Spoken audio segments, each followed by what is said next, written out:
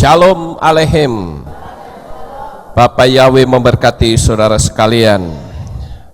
Senang sekali malam hari ini kita bisa kembali berkumpul untuk kita bersama-sama memuliakan dan meninggikan Tuhan. Nah, saudara yang terkasih, sebelum saya menyampaikan materi ini, saya ingin bertanya kepada saudara. Beberapa waktu yang lalu saya pernah menyampaikan satu materi yang saya beri judul Misteri Konflik di Taman Eden. Saudara masih ingat enggak itu? Halo? Wah, ada yang lupa kali ya.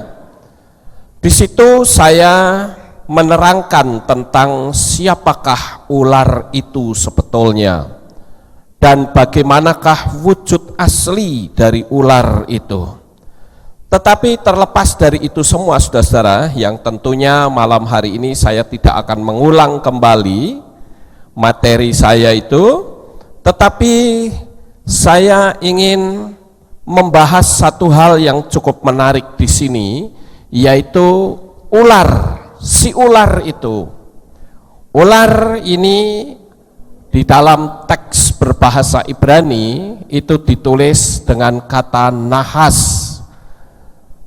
Dan kalau kita hitung dengan angka gematria, maka jumlahnya 358.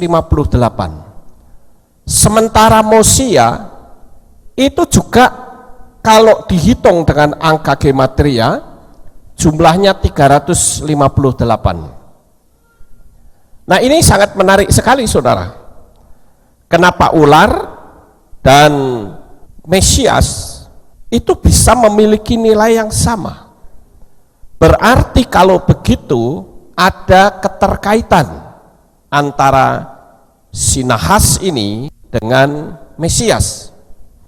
Nah, Bapak Ibu yang terkasih, kalau kita melihat hal ini, maka jelas ada keterkaitan antara si ular dan sang Mesias. Nah, sebelum kita lanjut, saya akan ajak untuk saudara membaca di dalam kitab 1 Korintus 15 ayat 45.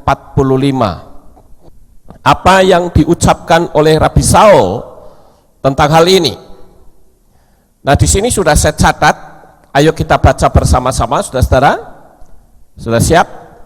Ya, nggak usah buka kitab suci. Di sini sudah saya tulis ya. Oke, mulai 1, 2, 3. Demikian pula telah tertulis, manusia Adam yang pertama telah menjadi jiwa yang hidup. Adam yang terakhir sebagai roh yang menjadikan hidup. Nah, di sini ada kata Adam yang pertama dan di sini ada kata Adam yang terakhir.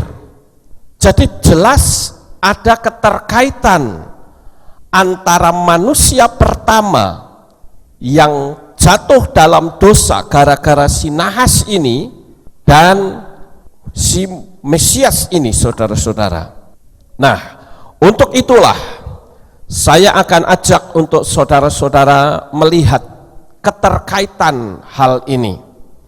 Jadi, saudara-saudara, kalau saya melihat dari keterkaitan, maka ketika kita melihat angka yang sama, di sini pasti terjadi connection, hubungan. Yaitu apa? Adam yang pertama itu dikalahkan oleh si nahas, tetapi Adam yang kedua dia mengalahkan si nahas. Keterkaitannya di situ, saudara. Jadi dengan kata lain, kekuatan si ular itu sudah ditaklukkan oleh Yeshua HaMasiah. Dan di sini pula kita melihat apa yang disampaikan oleh Rabi Saul. Dia katakan bahwa Adam yang terakhir sebagai roh yang menjadikan hidup. Jadi kita manusia hidup adalah manusia yang sudah dikalahkan oleh si ular. Tetapi kita yang percaya kepada Yeshua HaMasiah, maka kita mendapatkan kehidupan yang kekal di Samayim. Tanpa melalui Yeshua, mustahil manusia bisa mendapatkan keselamatan. Amin. Jadi kita perlu bersyukur, kita perlu bersukacita. Oleh karena darah Yeshua, maka kita mendapatkan kehidupan yang kekal. Ada hal yang menarik lagi saudara-saudara, yang tentunya dengan angka gematria kita bisa melihat keterkaitan satu dengan yang lain, yaitu kata koshen. Koshen ini juga nilainya sama, 358. Apa keterkaitan antara si Mesias tadi dengan kata koshen ini? Saya coba untuk mencari tahu kata koshen ini dalam bahasa Inggrisnya apa. Ternyata ditulis dengan kata breastplate. Breastplate itu artinya ini, plate itu kayak semacam lempengan gitu ya, lempengan yang ditaruh di dada.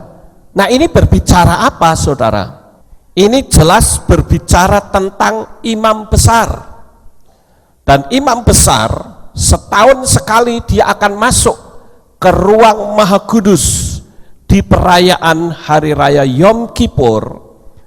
Dia akan memercikkan darah dan memberikan pengampunan atas segala dosa yang diperbuat oleh bangsa Israel. Jadi dengan demikian, maka apa yang pernah dikatakan oleh Rabi Saul bahwa Yeshua HaMashiach itu adalah imam besar kita semuanya. Jadi kalau dulu bangsa Israel untuk dia bisa diampuni seluruh kesalahan dan dosanya, dia harus mempersembahkan korban domba. Ada domba yang disembelih. Tetapi sejak Yeshua mati di kayu salib, maka tidak lagi dibutuhkan korban domba, karena sudah menggunakan darah Yeshua HaMashiach. Ingat saudara, bahwa konsep keselamatan menurut Torah, keselamatan itu harus melalui korban darah. Bangsa Israel sekarang ini tidak bisa mempersembahkan domba. Walaupun kita tahu bangsa Israel sampai hari ini itu menolak Yeshua, tetapi faktanya dia tidak bisa mengorbankan domba lagi. Mengapa? Karena kalau mereka mengorbankan domba, maka korban itu tidaklah sah di hadapan Tuhan menurut Torah. Mereka berpegang teguh kepada Torah, tetapi tanpa korban darah mustahil manusia bisa diselamatkan. Nah, kita saudara sudah diselamatkan melalui darah Yeshua. Bangsa Israel sampai hari ini menolak Yeshua sebagai sang Mesias. Lalu yang jadi pertanyaan adalah, kalau begitu siapakah yang menyelamatkan mereka? Jelas tidak mungkin ada saudara. Mereka bahkan sampai sekarang sedang menantikan Mesias datang. Mereka tidak tahu bahwa nanti yang datang itu adalah justru anti HaMashiach. Bapak Ibu saudaraku yang terkasih, di sini kita melihat peran dari Yeshua sebagai imam besar, yaitu menjadi intercession atau juru syafaat. Kita bersyukur karena ada sang juru syafaat, kita melakukan segala kekeliruan dan kesalahan, Tuhan menghapus segala kesalahan kita oleh darahnya. Namun demikian bukan berarti kita akan terus-terusan tinggal di dalam kesalahan, tetapi kita akan menjadi pelaku-pelaku Torah, agar kehidupan kita menjadi semakin berkenan di hadapan Tuhan. Amin. Kita lihat lagi yang lain, saudara. Angka yang sama 358, yaitu kata sameahi. Sameahi ini artinya rejoice atau memuji Tuhan. Apa maksud dari angka yang sama tetapi memiliki nilai atau memiliki kata yang berbeda? Di sini ada kata rejoice. Artinya adalah seharusnya kita yang sudah percaya kepada Yeshua HaMashiach, kita harus bisa mengekspresikan kehidupan kita dengan penuh sukacita. Saya masih menemukan begitu banyak orang-orang yang katanya percaya kepada Yeshua HaMashiach, tetapi orang tersebut belum memiliki sukacita di dalam hidupnya. Yang ada hanyalah keluhan, tiap hari isinya mengeluh. Padahal orang kalau mengeluh, berkatnya menjadi semakin jauh dan dia justru tidak akan pernah bisa maju.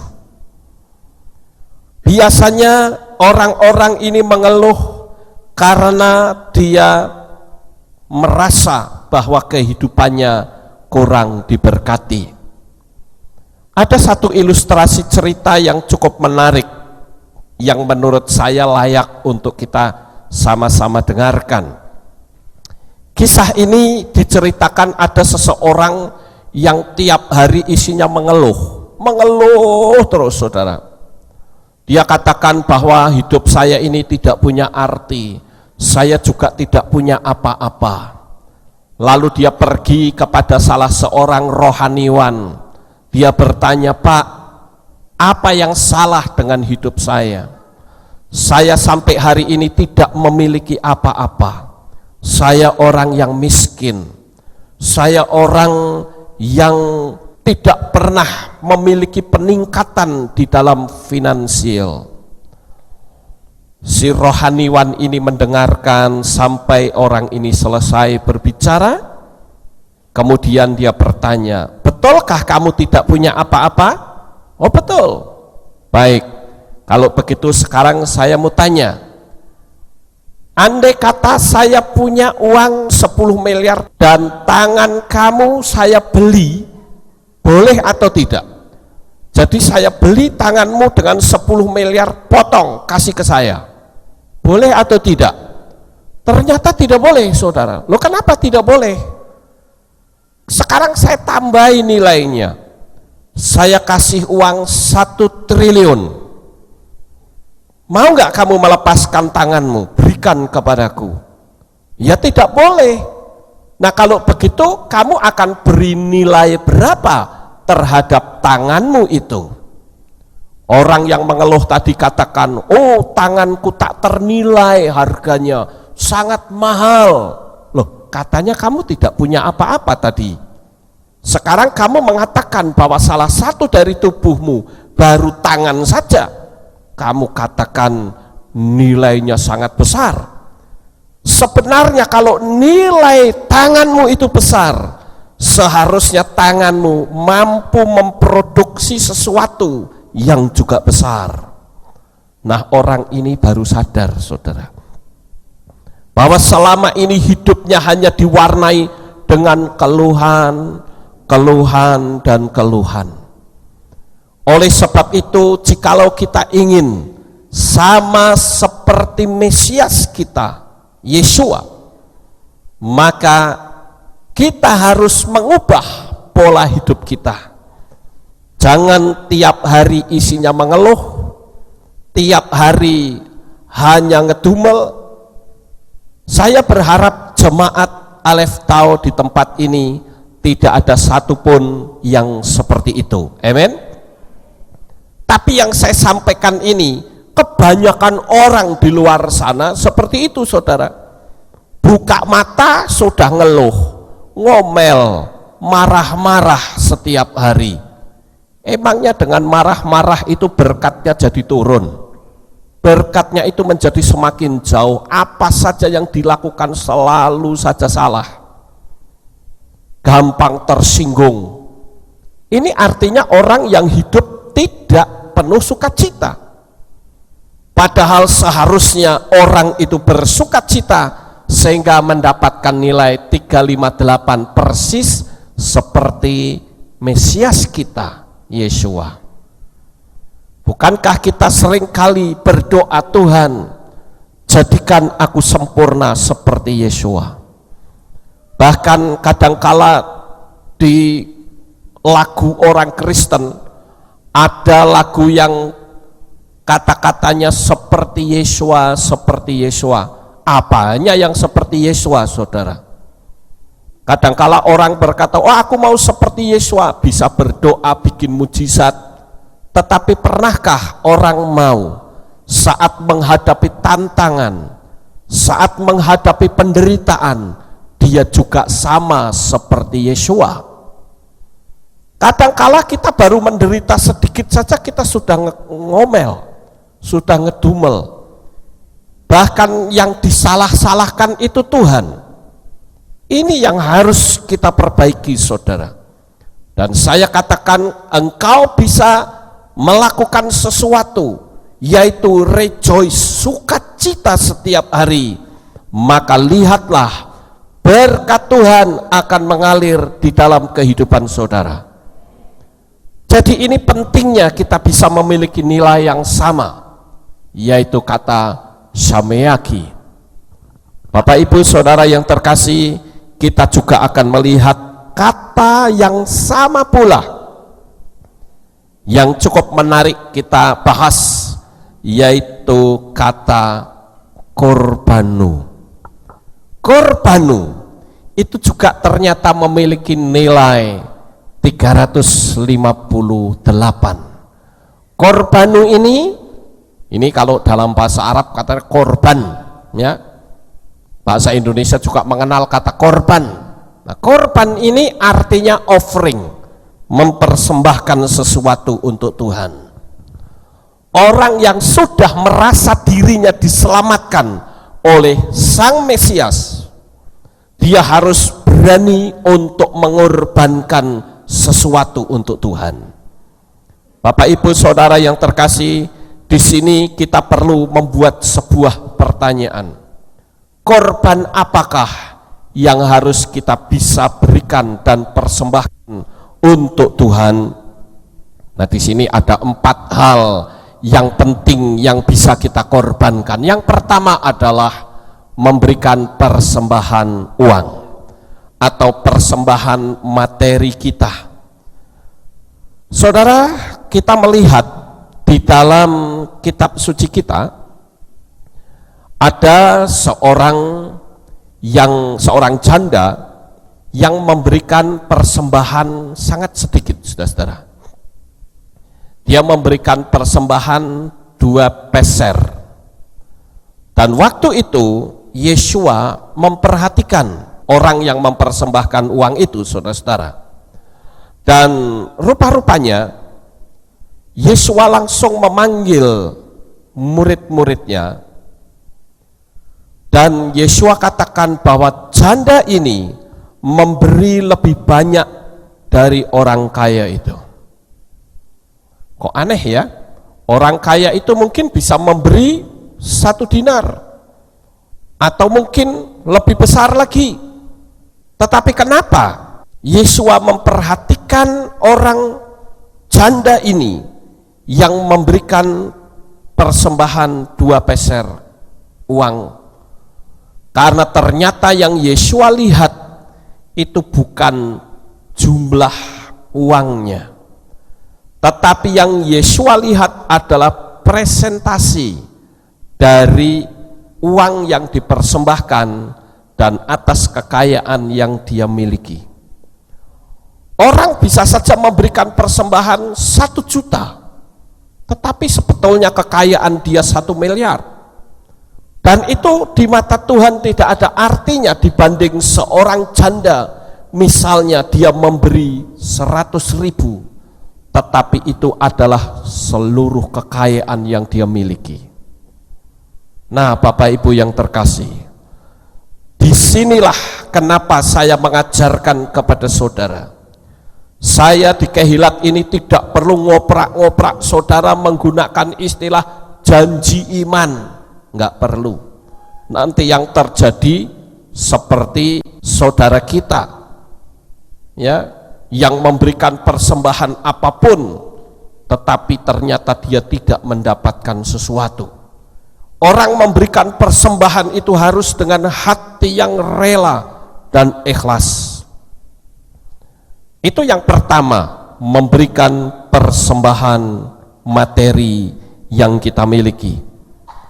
Karena bagaimanapun saudara-saudara, kita melihat bahwa pekerjaan Tuhan itu membutuhkan biaya. Jadi kita tidak perlu munafik. Seluruh organisasi keagamaan manapun di dunia ini membutuhkan biaya operasional. Tetapi saya punya prinsip, saya tidak perlu ngoprak-ngoprak jemaat, ayo kasih. Saya hanya memberitahu, kalau engkau memiliki hati kepada Tuhan, enggak usah dipaksa, saudara pasti akan memberikan persembahan untuk Tuhan.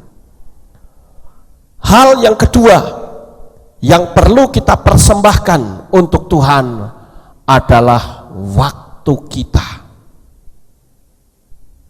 Kalau saudara membaca di dalam kitab Efesus 5 ayat yang ke-16 dikatakan, seraya menebus waktu karena hari-hari ini adalah jahat.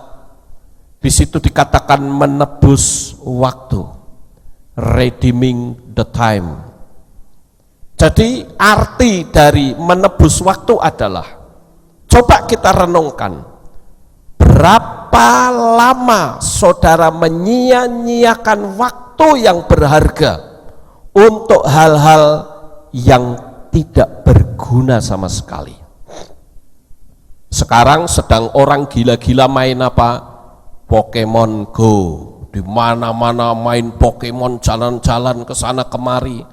Sampai ada yang kecebur ke laut, ada yang kecelakaan, ada yang masuk ke markas besar tentara, macam-macam saudara. Kenapa sih orang lebih suka mainan begitu daripada dia belajar? Bukankah orang yang memiliki handphone, dia sebetulnya bisa belajar setiap saat? Apakah dia ada di halte bis?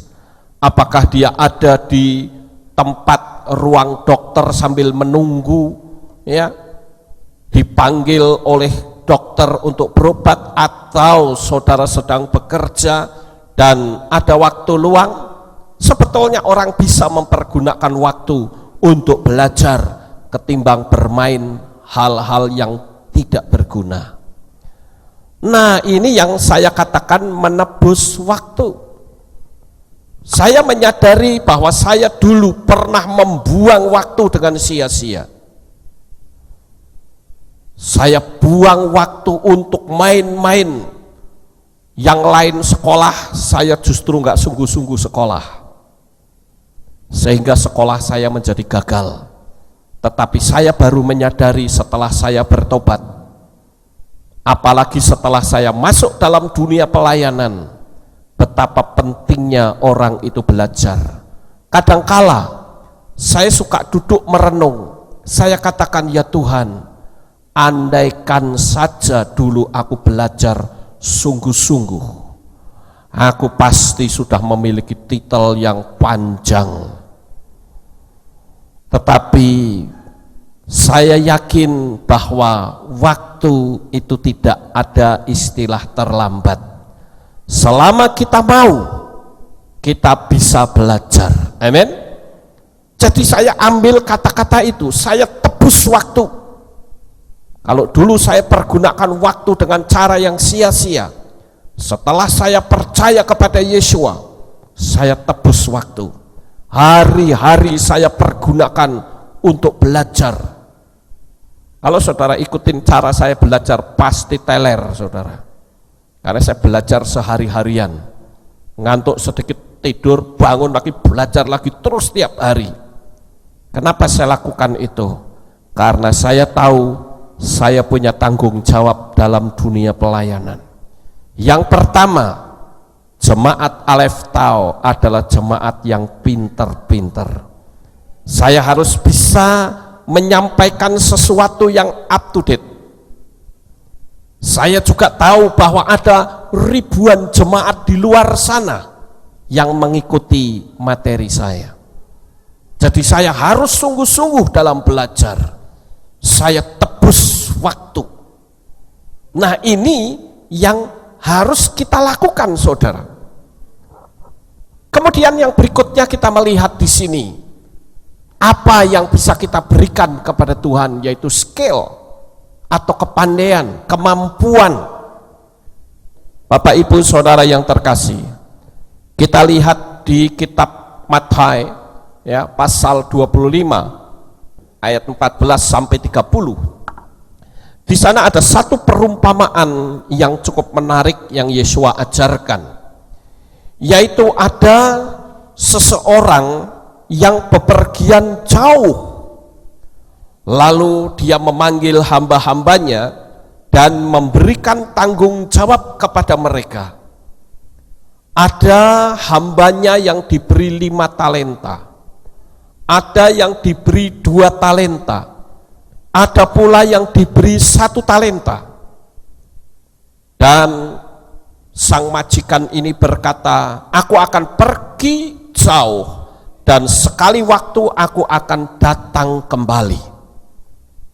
Dan aku minta supaya kamu mengembalikan talenta yang aku berikan.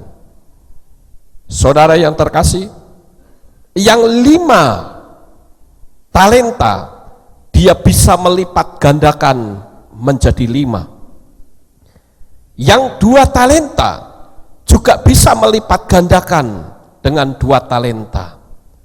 Tetapi sayang sekali, yang diberi 1 talenta, dia menggali lubang dan menyembunyikan uang tuanya itu. Apa maksud dari talenta itu sebenarnya? Talenta itu berbicara tentang bakat. Talenta itu berbicara tentang kemampuan. Coba kita renungkan diri kita masing-masing, saudara. Apakah benar saya itu sudah melipat gandakan talenta atau bakat yang Tuhan berikan? Kalau saudara punya bakat menyanyi, kenapa tidak saudara pergunakan untuk masuk dalam dunia pelayanan? Saudara bisa menyanyi di sini, memuji Tuhan di sini, ikut singer atau leader. Saudara punya kepandaian apa sekarang ini? Apakah saudara hanya akan tanamkan itu di dalam tanah sehingga talenta itu tidak pernah berlipat ganda? Yang jadi pertanyaan adalah, apakah perumpamaan Yesua ini serius atau cuma main-main? Kalau saudara katakan serius, ingat di bagian terakhir dikatakan, namun dari orang yang tidak mempunyai bahkan apa yang ia miliki, hal itu akan diambil daripadanya, dan campakkanlah hamba yang tidak berguna itu ke dalam kegelapan yang di luar. Di sana akan ada tangis dan kertak gigi. Saudaraku yang terkasih, hal ini bukan sesuatu yang main-main. Saya katakan perumpamaan yang Yesua ajarkan ini sangat serius. Karena kalau kita punya talenta, kita punya bakat, hanya kita pendam, kita hanya datang untuk memanasi bangku kehilat saja, tanpa kita melakukan sesuatu, saya khawatir apa yang Yesua katakan kepada orang yang diberikan 1 talenta itu berlaku bagi kita. Nah, Bapak Ibu Saudaraku yang terkasih, mari kita akan coba bertanya pada diri kita sendiri, apa yang sudah aku berikan untuk Tuhan? Saudara bisa saja loh cari jiwa, bawa jiwa-jiwa untuk datang ke tempat ini. Atau saudara mengembangkan bakat atau talenta. Di sini ini kita bebas loh saudara. Saudara punya bakat apa? Ayo salurkan.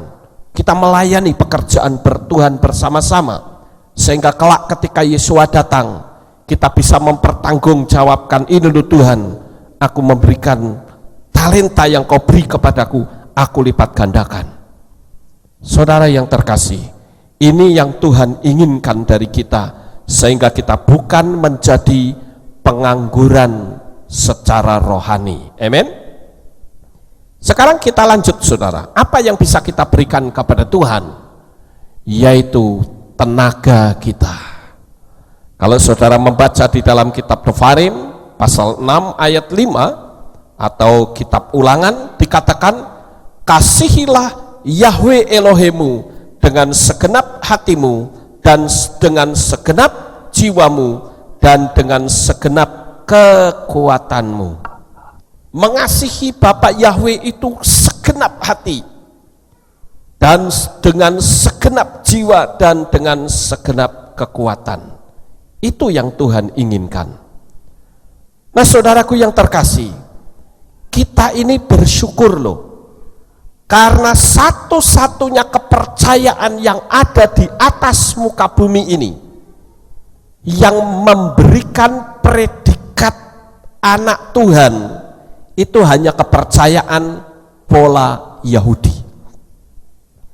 Saudara tahu di sini ada ayat di dalam kitab Yohanan pasal 1 ayat 12. Coba kita baca bersama-sama saudara. Yohanan pasal 1 ayat 12. Saya bacakan untuk saudara, demikianlah bunyinya. Namun berapa banyak orang yang telah menerima dia, menerima Yesua, kepada mereka dia telah memberikan otoritas untuk menjadi anak-anak Elohim, yaitu mereka yang percaya dalam namanya. Jadi orang yang percaya kepada Bapa Yahwe di dalam Yesua HaMasiah, orang tersebut diberi julukan anak Tuhan. Ya, anak Tuhan itu ini membacanya Beni Elohim, ya, Beni Elohim.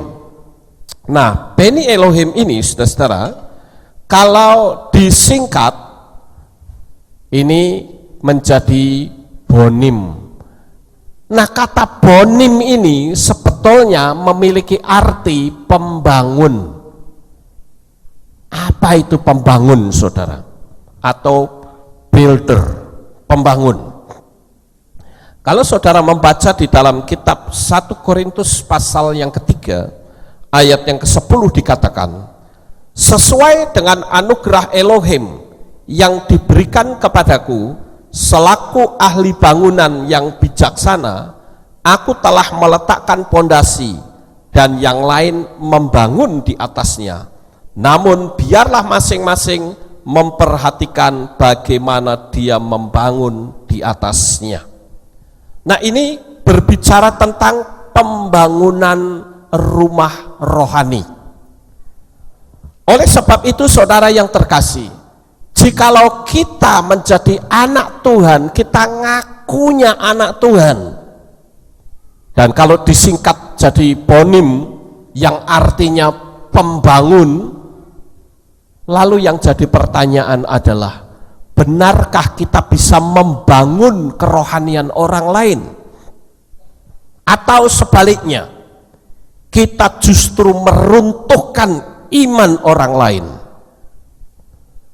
Bapak Ibu saudaraku yang terkasih, di sini saya ingin agar saudara sekalian dari sikap dan tutur kata kita bisa menunjukkan kepada dunia bahwa aku adalah anak Tuhan.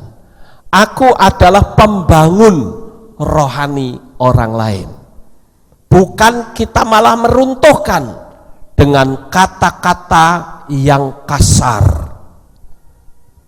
Selama beberapa waktu ini saudara, Ketika saya melihat-lihat baik di Facebook maupun di YouTube, saya melihat banyak sekali orang yang saat dia tidak bisa menerima suatu pengajaran, langsung mulutnya itu kotor, saudara. Ini ngeri sekali. Kalau dia bukan orang yang percaya kepada Yesua, saya maklum. Kalau dia orang yang dari kepercayaan lain, saya maklum. Tetapi sungguh sangat memprihatinkan jikalau yang melakukan kata-kata kasar atau mungkin ada nuansa kutukan dan itu mengaku anak Tuhan, saya jujur meragukan dia. Benarkah dia ini anak Tuhan, saudara? Karena kalau anak Tuhan, dia tidak akan seperti itu. Kata-katanya akan membangun. Ketika menghadapi orang yang sedang konflik, dia mendamaikan. Dia bisa memberikan kata-kata yang menyejukkan. Saya bersyukur, saudara-saudara, karena ada beberapa orang yang memberi WhatsApp kepada saya, yang menyemangati saya, dan itu bukan orang yang tinggal di Indonesia, justru orang-orang yang tinggal di luar negeri. Mereka memberikan WhatsApp kepada saya, dia katakan, "Pastor, maju terus, sekalipun pastor dihujat oleh banyak orang, maju terus." Faktanya aku terbangun dengan pengajaran-pengajaran yang pastor berikan. Loh, coba saudara, apa tidak saya semangat, saudara? Iya toh? Saya lebih senang mendengar orang-orang yang seperti ini daripada kata-kata hujatan, kata-kata kutukan, ya, kata-kata pelecehan. Saya katakan, ini anak Tuhan atau anak setan sebetulnya, saudara? Kalau anak Tuhan, dia tidak akan seperti itu. Dia tidak akan meruntuhkan, tetapi dia membangun. Itu anak Tuhan, saudara. Oleh karena itu, bagi saudara juga yang dilecehkan, jangan membalas melecehkan. Amin. Saya ingin jemaat Tuhan di Kehilat Alef Tau ini, saat engkau dihujat, tutup mulut, ya, tutup mulut, jangan membalas, tapi doakan orang itu. Nah, itu baru anak Tuhan. Makanya saudara lihat, saya beri balasan kata-kata kutuk, tidak, saya biarkan saja. Orang bertanya, saya jawab, tapi orang yang ngutuk, saya biarkan. Karena saya berpikir, ngapain saya membiarkan energi saya kemasukan energi negatif. Kalau sampai saya biarkan energi negatif itu masuk di dalam hidup saya, maka yang jelas hati saya menjadi cacat. Hati saya akan timbul kebencian, dan kebencian itu akan membahayakan diri saya sendiri. Bukan cuman itu, tetapi rezeki saya menjadi jauh. Saya tunjukkan, saudara-saudara, beberapa kata-kata yang kurang nyaman, tapi saya tidak akan membacanya, saudara. Ya, kalau saya baca, saudara nggak nyaman dengarnya. Ya, jadi saya cuma memberitahu saja. Ini adalah sosial media, ya, baik Facebook maupun Twitter maupun YouTube. Kalau saudara lihat kata-kata ini sangat tidak nyaman sekali, saudara. Ya. Nah, ini sama saja menghantam hati orang. Saya berharap saudara nggak usah baca deh, ya, dengerin saya saja. Loh, kok saudara pada ketawa, kenapa sih? Ya, ya, kalau saudara baca ini, waduh, nggak nyaman banget ya. Oke, kita lanjut saudara-saudara. Nah, sekarang kita masuk ke sini. Kita masih bicara tentang Beni Elohim atau anak Tuhan, ya. Saudara tahu nggak? Kenapa pada waktu jemaat mula-mula mengalami aniaya, mereka memiliki simbol ikan, saudara? Ketika orang-orang dianiaya pada zaman Kaisar Nero, ya, itu kan dunia iman Nasrani itu kejar-kejar dibunuh, saudara, apalagi oleh pemerintah Romawi. Mereka menggunakan simbol ikan atau iktus, ya. Iktus ini iota, X ini membacanya si, kemudian theta, kemudian ypsilon, dan ini sigma. Ini membacanya Yesus Kristus, Theos, Huios, Soter, ya. Ini bacanya seperti itu. Singkatan ini memiliki arti Yesus Kristus, Putra Tuhan, Sang Penyelamat.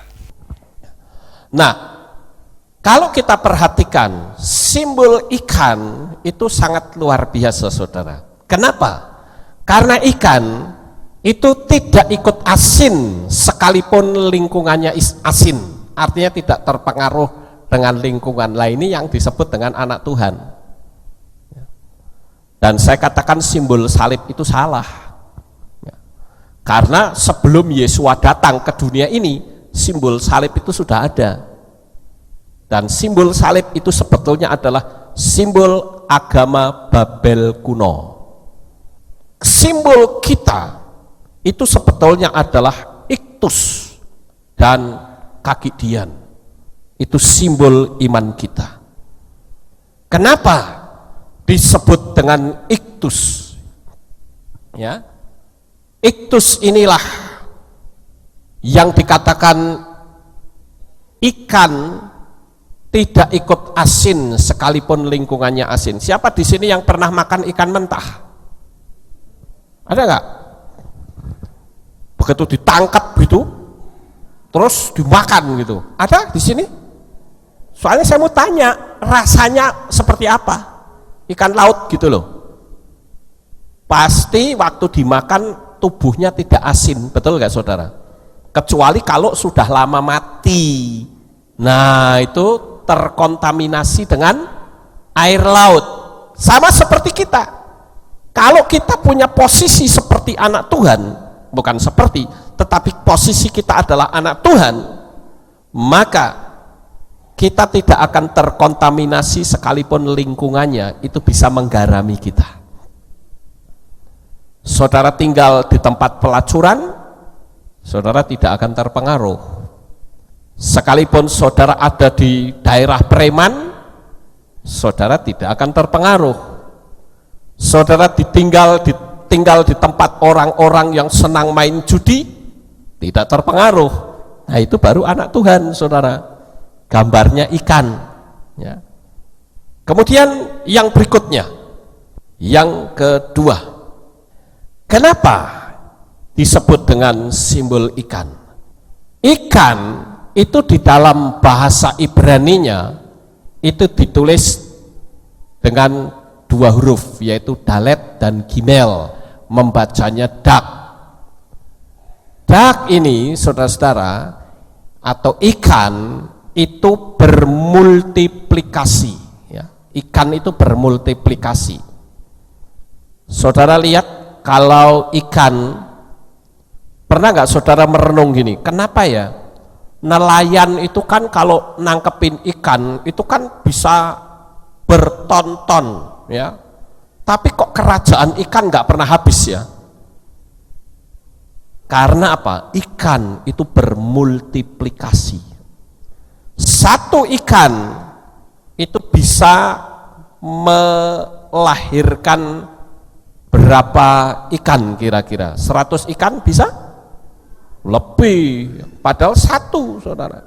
Satu ikan bisa ratusan anak yang muncul. Nah, pertanyaannya, berapa orang yang sudah kita lahirkan dalam tanda petik diselamatkan, dibawa menghadap Tuhan. Coba saudara bertanya pada diri saudara masing-masing di dalam hati, saya berapa orang ya yang sudah saya bawa kepada Tuhan? Apakah benar saya itu bermultiplikasi? Apakah benar saya bisa membawa jiwa-jiwa baru? Saya persembahkan kepada Tuhan supaya orang itu bisa selamat? Nah ini, dan saya sangat senang sekali dengan bahasa Ibrani, saudara-saudara, karena bahasa Ibrani huruf per huruf itu memiliki arti. Seperti ini, ikan. Ikan itu bahasa Ibraninya adalah dak. Dan ikan itu memiliki multiplikasi, ya. Dak itu artinya juga bermultiplikasi. Kemudian saudara-saudara, kalau kita perhatikan dua huruf Ibrani ini, dalet dan gimel. Dalet itu adalah pintu dan gimel adalah onta.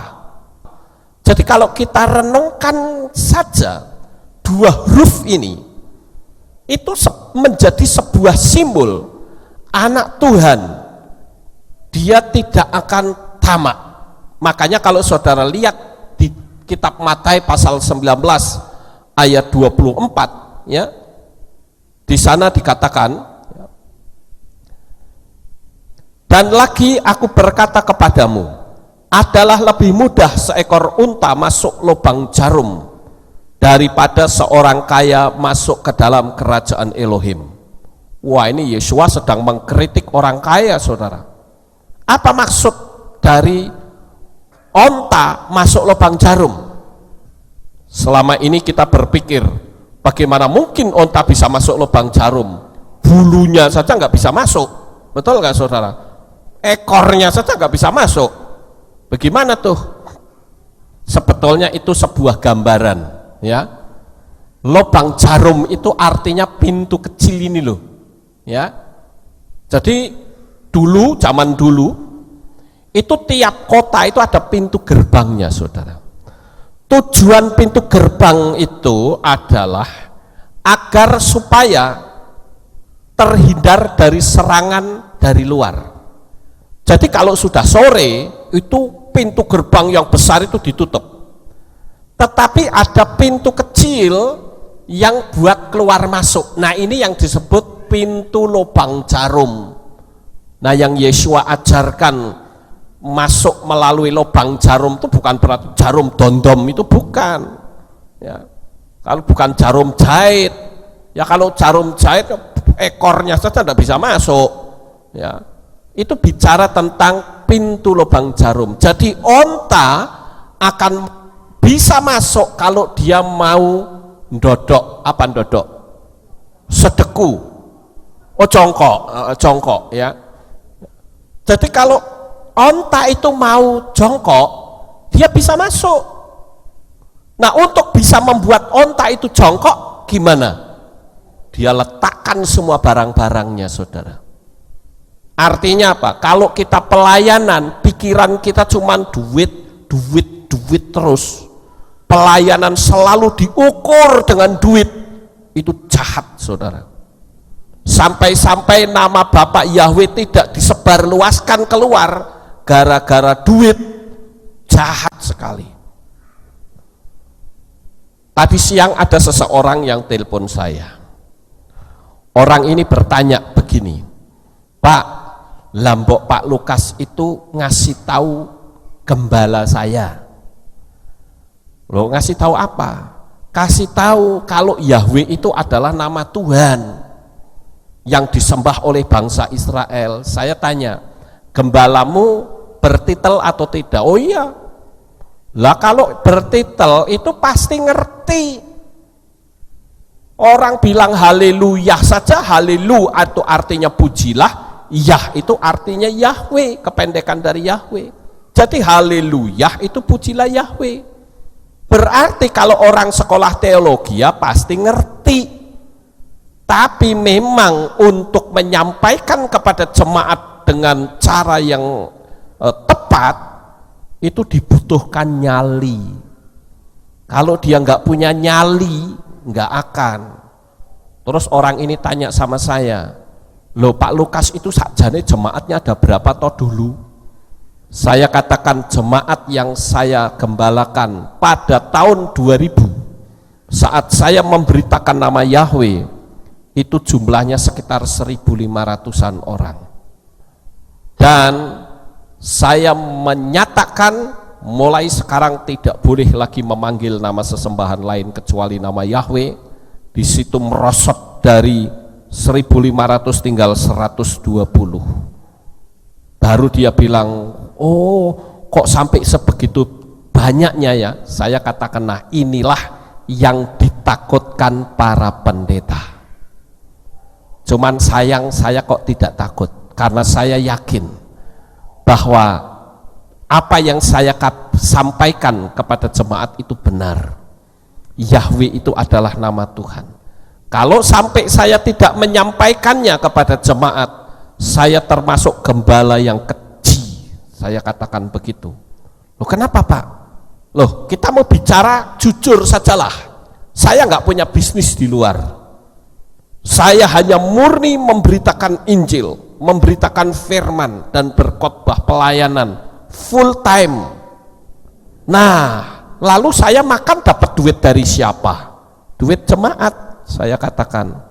Nah kalau saya dikasih makan oleh jemaat, tapi saya biarkan jemaat itu binasa, jahat nggak kira-kira saya ini? Oh iya juga ya katanya. Nah oleh karena itu, segala sesuatu kalau sudah diukur dengan uang, repot aja saudara. Berkali-kali saya ditelepon oleh orang, dia bilang begini, Pak Lukas saya minta izin, boleh nggak kalau khotbah Pak Lukas yang di YouTube saya ambil untuk pelayanan? Saya bilang silahkan. Kira-kira saya memberi royalti atau tidak? Saya bilang tidak. Saya dapat dari Tuhan gratis, saya berikan gratis. Dan saya tahu bahwa pelayanan saya malah bisa menjadi berkat bagi banyak orang. Saya nggak perlu pelayanan jauh ke sana, saudara sudah mewakili saya. Saya bilang gitu. Oh ya sudah, terima kasih Pak kalau begitu. Tapi materinya saya ambil semua, silahkan. Kalau mau saya kasih yang PowerPoint sekalian. Pokoknya yang bisa dipakai, pakai. Yang nggak bisa nggak usah, saya bilang gitu. Yang penting message yang saya sampaikan bisa sampai kemana-mana. Nah ini artinya segala sesuatu itu kalau sudah diukur dengan uang, semua jadi terhambat, saudara-saudara. Kita lanjut yang berikutnya. Nah sekarang kita lihat posisi kita yang lain. Di dalam kitab Yohanan pasal 15 ayat 15. Posisi kita dikatakan bukan lagi sebagai hamba.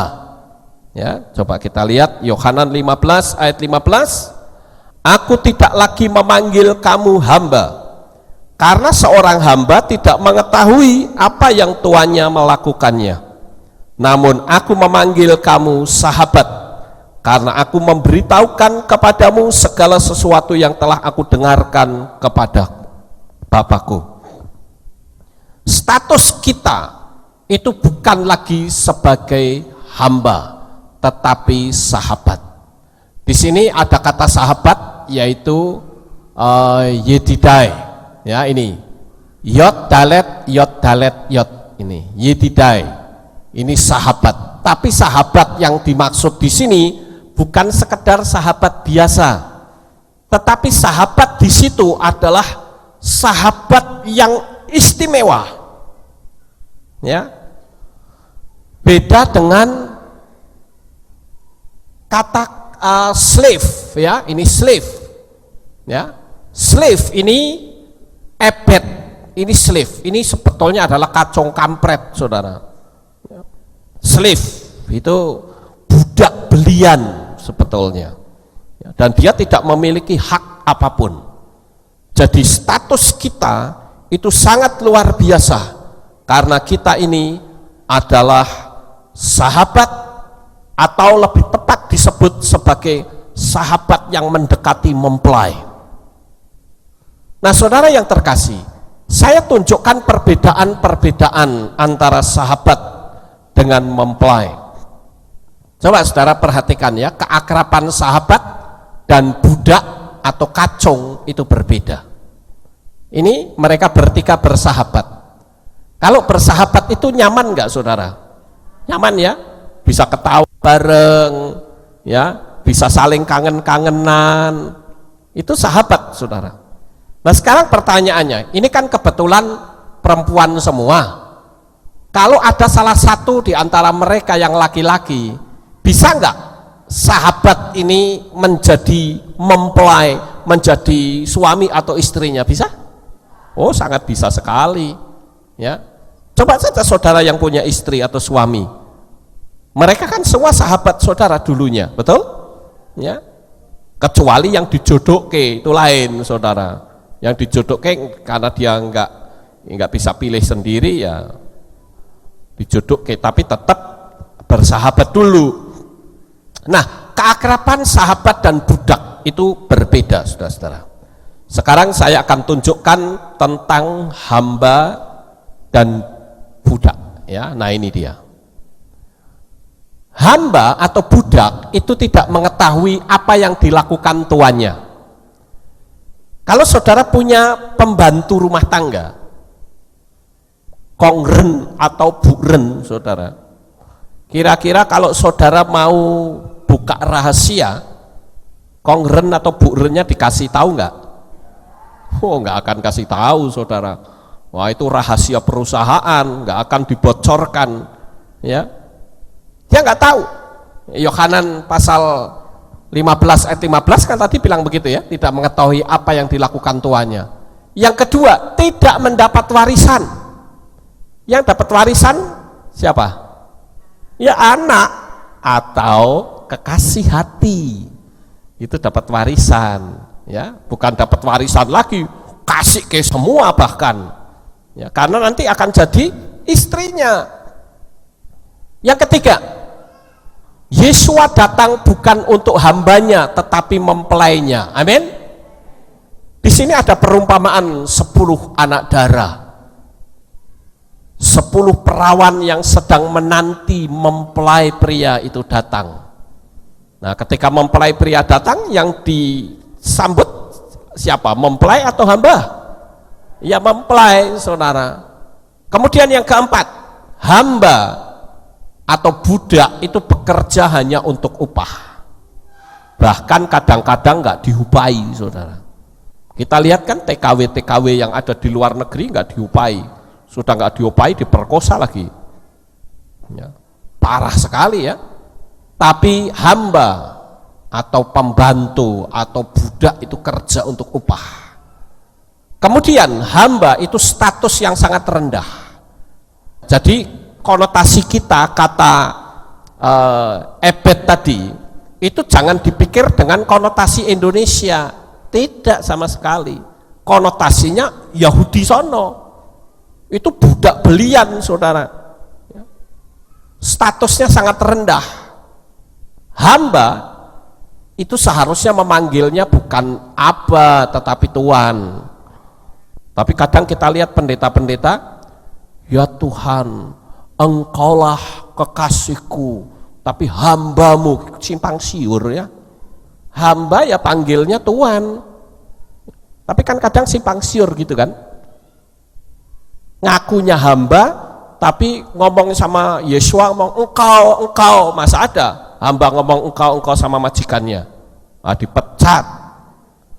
Kita lihat sekarang yang berikutnya, sahabat atau calon mempelai. Yang pertama, dia mengetahui rahasia yang dimiliki kekasih hatinya. Kalau saudara punya kekasih, rahasianya dibuka nggak sama kekasih hati saudara? Buka, ya. Tapi kalau sama kongren atau burennya nggak akan dibuka. Kemudian yang kedua, mendapat seluruh kekayaan mempelainya. Kita sering mendengar ada orang yang dari kalangan rendah begitu dia menikah dengan bangsawan, wow, dia jadi orang kaya, ya, kedudukannya langsung naik, langsung dihormati oleh banyak orang. Kita melihat contoh yang gampang waktu Lady Di.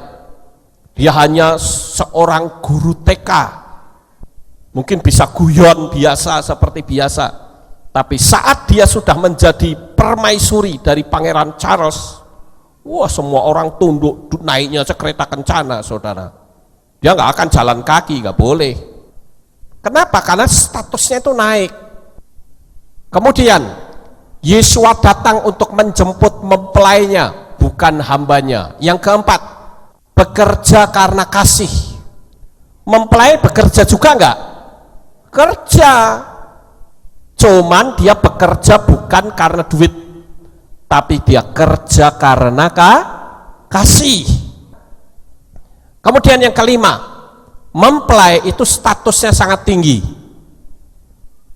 enggak rendah, karena dia sama derajatnya dengan mempelai pria. Yang keenam, mempelai layak memanggil dengan kata kau pada Yesua. Selama ini banyak sekali orang-orang yang ngakunya hamba Tuhan, tapi panggilnya Yesua kau, itu kurang ajar itu kalau seperti itu. Ya, kecuali kalau statusnya sudah menjadi mempelai, baru kita panggil kau, ya nggak apa-apa, orang mempelai kok satu hati, ya kan? Nah sekarang catatan ini penting, saudara. Ini saya memberikan satu ilustrasi cerita begini. Misalnya, ini bayangin ya, saudara adalah seorang pria yang ganteng dan kaya raya. Bayangin gitu ya. Nah sekali waktu saudara melihat ada orang di pinggir jalan yang saudara rasa ini kok cantik ini gadis ini ya. Aku cinta nih sama gadis ini. Kemudian gadis itu ditawari, mau nggak kamu jadi istri saya? Mau. Setelah ditawari menjadi istri dan mau, kemudian gadis itu posisinya dinaikkan, ya, statusnya dinaikkan menjadi permaisuri. Nah kalau ditanya orang gadis ini, kamu itu siapa? Harusnya dia menjawab, saya adalah permaisurinya orang itu, iya toh? Tapi kalau gadis itu berkata, oh saya itu gembel di pinggir jalan, kira-kira orang lakinya itu tersinggung nggak, saudara? Tersinggung pasti, ya. Kalau misalnya saudara punya pembantu rumah tangga, saya dekatkan saja ya, saudara punya pembantu rumah tangga, kebetulan saudara orang kaya, jomblo, lalu saudara menyayangi pembantu rumah tangga saudara, dan saudara katakan, mau nggak kamu jadi istri saya? Oh mau.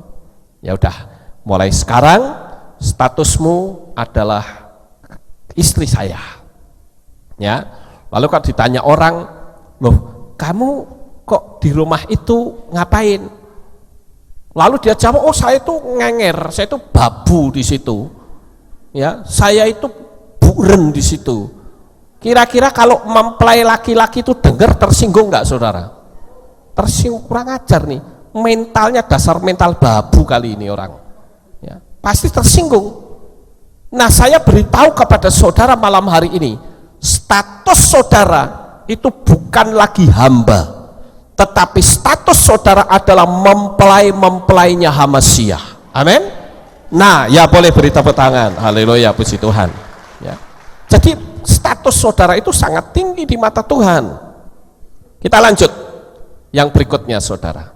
Nah kembali lagi tadi kata Adam pertama ya, Adam pertama, saudara, ini adalah Adam, Alef Dalet Mem, ya, ini bacanya Adam, itu manusia. Nah manusia pertama Adam itu memiliki unsur ilahi sebetulnya, ya. Ada sesuatu yang ilahi pada diri manusia. Kenapa? Karena ada huruf alef di depan. Kalau kita mempelajari bahasa Ibrani, saudara, kata alef itu memiliki arti, di samping artinya kepala sapi juga bisa, Tetapi alef juga memiliki arti divine, ya, sesuatu yang ilahi. Alef itu juga bisa berarti Tuhan. Nah, alef itu adalah merupakan gabungan dari dua huruf ya, yod dan waw. Yod di atas dan yod di bawah. Saya dulu pernah menerangkan ini ya kepada saudara, tapi saya ingatkan lagi bahwa alef itu gabungan dari 3 huruf, yod, waw, dan yod. Nah, kalau jumlahnya itu 26 angka gematrianya. Yod itu nilainya 10, waw itu nilainya 6, yod itu nilainya 10. Jumlahnya berapa? 26. Sementara Yahweh, yod, he, waw, he, itu jumlahnya itu sama, 26. Makanya saya katakan alef itu memiliki unsur ilahi. Manusia itu Adam, tapi sekarang kalau huruf alefnya itu diambil, maka jadi apa? Dam, ya, karena alefnya diambil kan Adam, A-nya diambil jadi apa? Dam. Saudara tahu dam itu artinya apa? Dam itu artinya, ini gambar apa ini yang merah-merah ini? Apa ini gambar apa? Ayo. Gambar darah. Adam itu artinya manusia. Manusia yang memiliki unsur ilahi. Wujudnya manusia, tetapi di dalamnya ada roh Tuhan. Itu Adam. Tapi kalau alefnya diambil jadi dam. Dam itu artinya darah. Apa arti dari ini, saudara? Kalau alefnya diambil, yang ada hanyalah unsur penderitaan. Makanya saudara tahu ketidaktaatan Adam karena dia makan buah pengetahuan baik dan jahat, dia singkirkan unsur ilahinya, maka yang terjadi adalah membuat keturunannya harus menumpahkan darah. Siapa namanya? Kain, ya, Kain itu membunuh Abel atau Habel, dibunuh. Ada pertumpahan darah. Ketika unsur ilahi diambil, yang ada adalah penderitaan. Ketika unsur ilahi itu diambil, yang ada hanyalah kebencian dan sebagainya. Makanya ketika unsur ilahinya diambil, maka keturunan dari Adam ini sampai menumpahkan darah. Sampai hari ini di mana-mana banyak penumpahan darah, saudara-saudara. Nah, manusia tanpa unsur Tuhan sama seperti Kain yang membunuh, ya, sebagai pembunuh. Torah yang disempurnakan, Torah berkata jangan membunuh. Unsur membunuh menurut Torah adalah menghilangkan nyawa orang lain. Tetapi Torah itu disempurnakan oleh Torah kehidupan, yaitu Yesua, dan dia si Yohanan ini mendapatkan ilham roh yang mengatakan bahwa membenci sesama manusia itu sama dengan membunuh. Itu ada di 1 Yohanan pasal 3 ayat 15. Ya, oleh karena itu miliki kecerdasan mendeteksi hati sendiri dan sikap orang lain yang memiliki kebencian. Benarkah hatiku ini ada diwarnai dengan kebencian? Kalau engkau hidupmu diwarnai dengan kebencian, berarti unsur ilahi tidak ada di dalam dirimu. Kalau engkau memiliki unsur ilahi, pasti kita akan melakukan firman Tuhan. Rabi Saul pernah memanggil Timotius dengan panggilan manusia Elohim. Nah, itu artinya di dalam diri Timotius, sekalipun dia masih muda, menurut pelajaran yang saya pernah pelajari, saat Timotius menjadi gembala sidang, itu usianya masih sangat muda, mungkin sekitar 17 sampai 18 tahun. Tetapi sekalipun dia muda, kalau di dalam dirinya ada unsur ilahi, maka dia pun bisa melayani dengan baik. Dia melayani dengan kasih, dia melayani dengan sungguh-sungguh, yang arah tujuannya hanya kepada Yeshua HaMashiach. Oleh karena itu, Bapak Ibu Saudara yang terkasih, malam hari ini kita sudah melihat keterkaitan antara Adam pertama dengan Adam yang terakhir. Dan saudara serta saya, kita semua sudah disucikan oleh darah Yeshua HaMashiach, dan kita sudah dipastikan mendapatkan jaminan keselamatan di Syamayim. Kita pegang teguh kebenaran firman itu sampai pada titik nafas yang penghabisan. Sukses besar untuk saudara. Bapak Yahweh memberkati. Haleluya. Kita tunduk kepala dan kita akan berdoa.